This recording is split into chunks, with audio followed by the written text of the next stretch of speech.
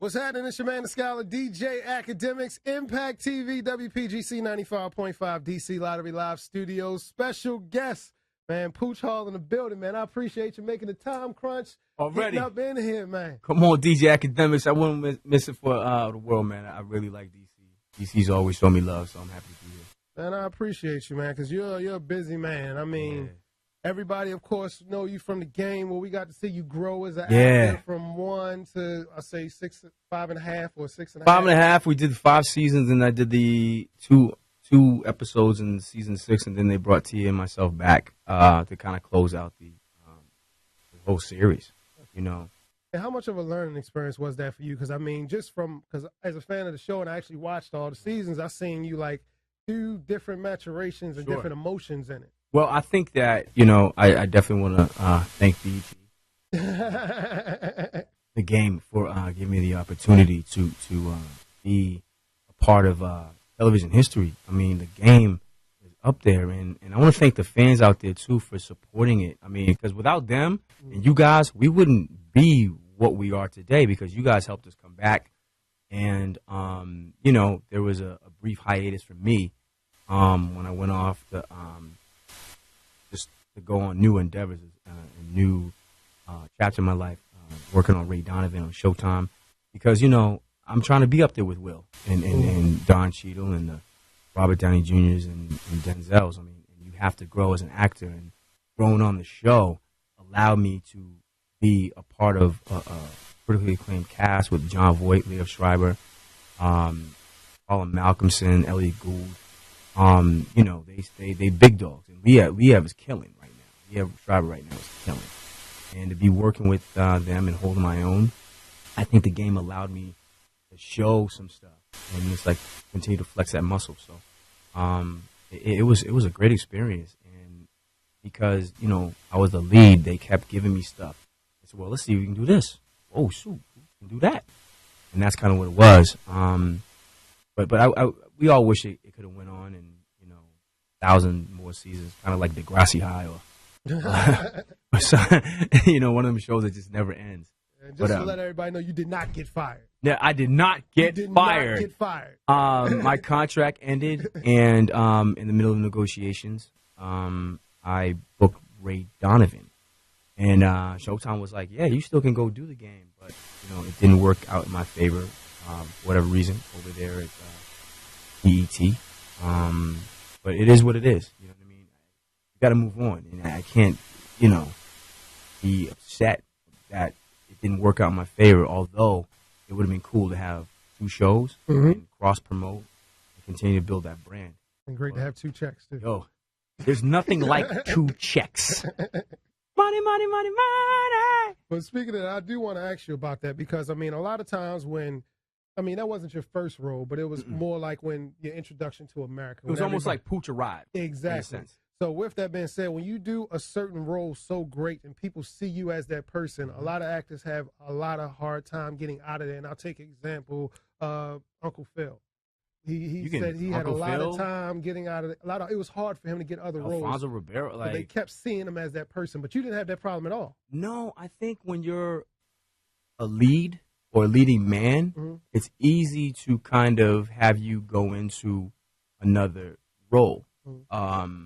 And, you know, Jaleel White, who's a friend of mine, who's a great actor, he took on a role which he wasn't even supposed to be the lead. He was Urkel, and he was just supposed to be the next door neighbor, but he was the breakout. Yeah.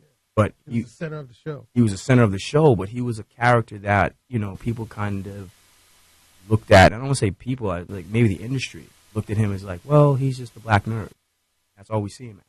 But Jaleel's actually a dope actor, and it's crazy because he came in a time that they didn't allow people to kind of flex that muscle. It's like, well, let's see if he can play a serial killer. Let's see if he can play a lawyer. Let's see if he and he, you know, you have to be smart in a sense to even be in this industry to be able to do what we do. And they, in my opinion, I don't think they ever gave him a chance. You know, Quentin Tarantino, if you're out there listening, can you call Jaleel White and put him in something and let him show you his skills? Because he's a good brother too, and a talented brother.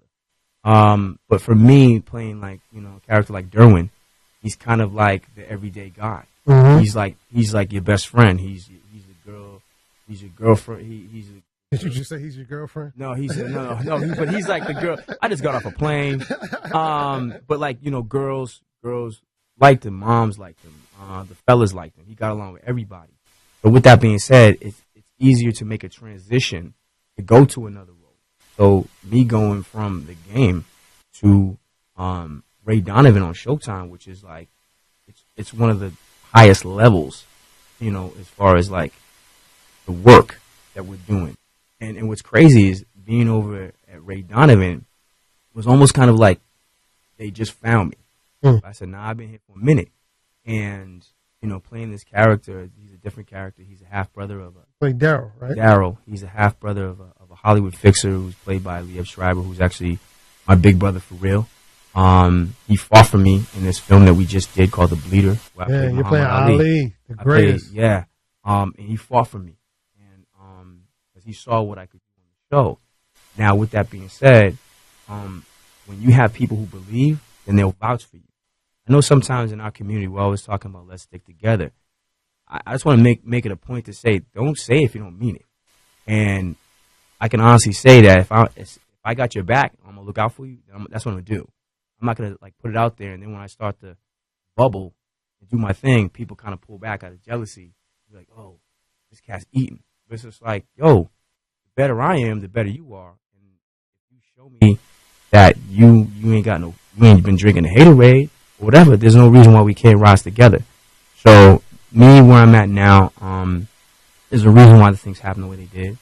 And being on Ray Donovan, like I got a film coming out for DreamWorks Universal called A Dog's Purpose. It was based off of the number one novel in the New York Times bestseller, with Bradley Cooper, Dennis Quaid, directed by Lasse Hallström, and then The Bleeder with Liev Schreiber and Michael Rappaport, Naomi Watts, Ron Perlman, Jim Gaffigan. It's like that level to where now you're in an arena where people can actually really see you. Because quite frankly, a lot of the people that kind of make moves in Hollywood weren't watching the game. They look at it as like, oh, it's just a black show. I'm not into that. It's like, no, it's a great show made of a wonderful black actor. And being on the game changed my life. And like I said, I'm very thankful. We all wish it could have went on forever, but you know, everything comes to an end. So it's just like, with that being said, you have to be ready to take on the next chapter. You can't be afraid. And I was like, let's go. With that being said, I mean, digging into this character, Daryl, all right, how did you prepare for that? I mean, matter of fact, he's a boxer, right? Mm-hmm. And then I read up and actually found that this dude won the Golden Gloves in 1994. So, like, well, I probably shouldn't put the date. I didn't mean to date you like that, bro. It's okay. I'm all right. But you actually won the Golden Gloves. So, I mean, again, you played football back in the day. So now, what's another talent that we're going to find out that's in your next role? I mean, well, I don't rap anymore. Anymore. So No. Okay. Crush Groove 3. No. Well, hey, they about to do the Def Jam movie. They about to do the Def Jam movie. They with my got boy the Michael one with B. Mac Wiles. The new one. What's that? The one with Mac Wiles. It's the breaks. The breaks. They just they're doing the breaks over. Okay. And Mac Wiles is in that. Yeah. No, Trish is my boy. I met him. We worked on Miracles Boys with Spike Lee when he was like 14, 15. And even back then, I was just like, yeah, bro. I said, you gonna do some things. And to see him now is just like makes you proud, like a big brother.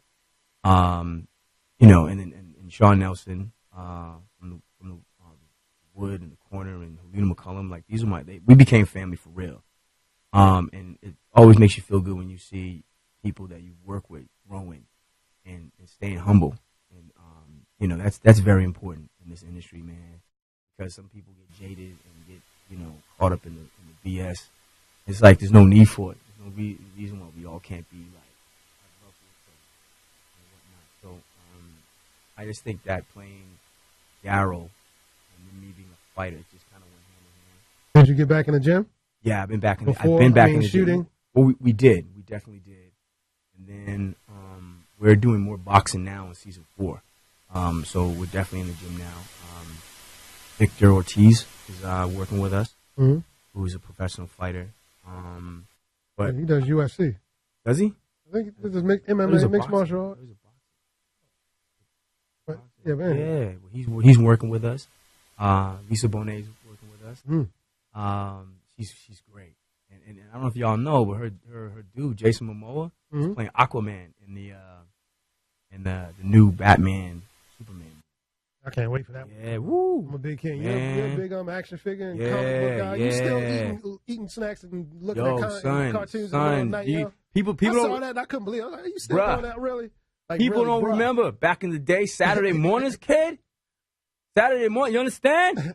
Yeah, it was stuff I grew up on. But I just think that I feel there's nothing I can't do. I'm always willing to push myself, and I love challenges. And you can't be in this industry and expect to go far or to another level if you're not hungry. And like I'm a savage, and I'm ready to take on whatever. You know what I mean? Will and Michael B. and they can't do it all. You know what I mean? And I'm very proud of those brothers, and you know they're people who I look to. Mike's one of my friends, my good friends that I look to. I'm very proud of. We've done a lot of stuff together, like outside of the industry, and see him doing his thing. Like, yo, man, it makes me so happy and proud. But I plan on being up there with the big dogs, and eventually getting, my shot. And I hope that my Ali stands the test.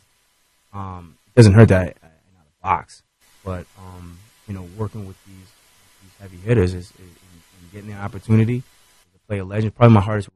I said that's definitely some big shoes to fill. Like, you step in Ali's shoes, you gotta step and I felt become Ali. There was a lot of pressure. Yeah, man. I seen like a picture you put up on your Instagram. It was just like something. I was like, yeah, it was just like a facial expression. Yeah. How much did you dig into that character? Oh, I had to become him, and I think some people like they can impersonate Ali, but I had to embody him, because you can't fake the greatest. You can't, you know what I mean? And everybody's gonna be waiting to critique. Everyone's gonna be waiting. Will did a good job. And I know that not only am I filling the shoes of like Ali, but then it's just like, well, Will did it before me. And this movie's not about Ali, it's more about Chuck Wepner, who fought Ali in real life and went the distance, which spawned Rocky. And that's what Apollo Creed is. Apollo Creed is Muhammad Ali, because after he beat George Foreman in Zaire, no one expected him to win, but he won. And so after that, Don King wanted to set up another super fight. Ali was so beat from that fight with George Foreman that he said, we got to take it slow. I need a little something easier to get myself back. So then they found this guy, the Great White Hope, if you will, that Ali was just supposed to walk through, just have another fight, walk through. But the thing about Chuck Wepner, what's great about him, is that he, out of respect for Ali, he actually trained real hard to give Ali a good fight.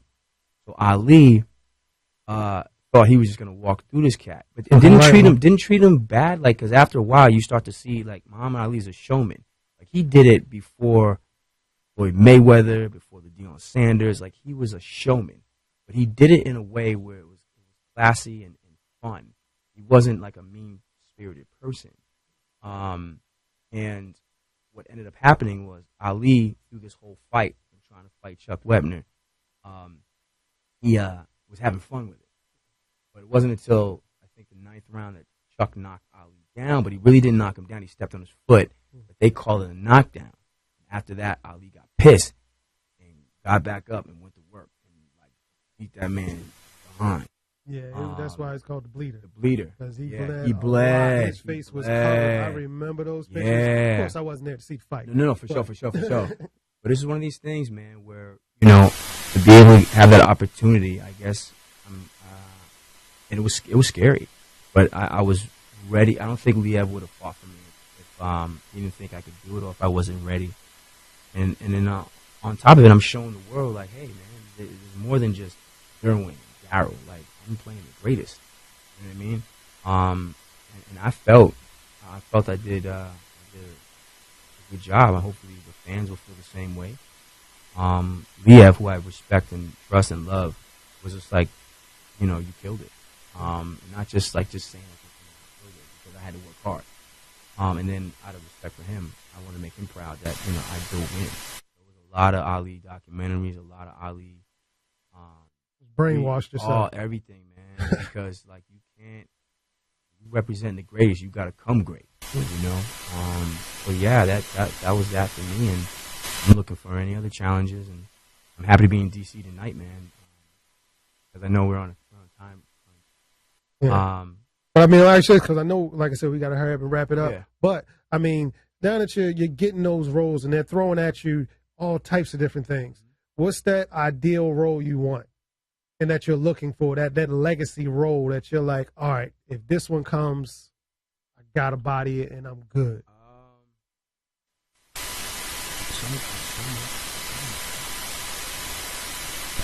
Dude, I guess it's not fun. Like I said, there's nothing I don't feel I can do. I can do it all. We just gotta buckle down and do it. And then on top of it, it has to come to you. People have to believe and trust and see, you know, a certain amount of body of work that you do. But like what I was saying before, when I got on Ray Donovan, in a way, it's almost like people are like, oh my God, he's a great actor. You know, I'm like, I've been here. You know what I mean? And then on top of it, the urban community, the black community is like, Pooch, where you at? Where you go? Part of it's weird. I'm trying to bring it all together. And you know, it takes time. So, for all you guys out there, like I'm on Showtime's Ray Donovan, probably premiere in the summer, like July. But the first 3 seasons are on DVD, whatever outlets out there, you can check it out. I mean, it's a good watch. I'm playing a different character. Don't expect to see Derwin. What can we expect this season? There's a new season coming up. Well, we got more boxing, and I think a lot of what Ray has done out in the community is now going to come back to his family. So all the people he might have pissed off or certain things that he's done out there are now coming here. And the family's going to be affected, so I think it's dealing with that. Russian mob is here now. Just, you know, more Daryl for sure, and more boxing, and just another roller coaster ride.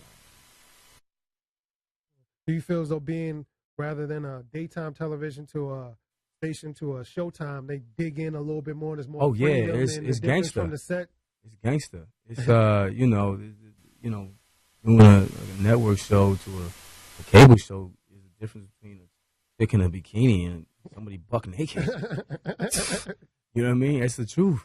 You know what I mean? The game push the envelope a lot, but like they ain't do what we do on Ray Donovan. That puts you know it to I mean? shame. Yo, I mean, it's just 2 different whatchamacalls, and that's only because of the you know, the censorship and all that. But you know, the game did what it did based off of what we could do, and you know, and then we had that comedy and you know that world of professional athletes and what goes on behind the scenes. But it's definitely grittier, darker over there. And you know, that's what you want to do. You constantly want to be challenged. And Ray Donovan and Showtime, they challenge. They want to make sure they're giving the fans that entertainment. You know, there's a reason why we're going 4 seasons. Hopefully 5 or 6.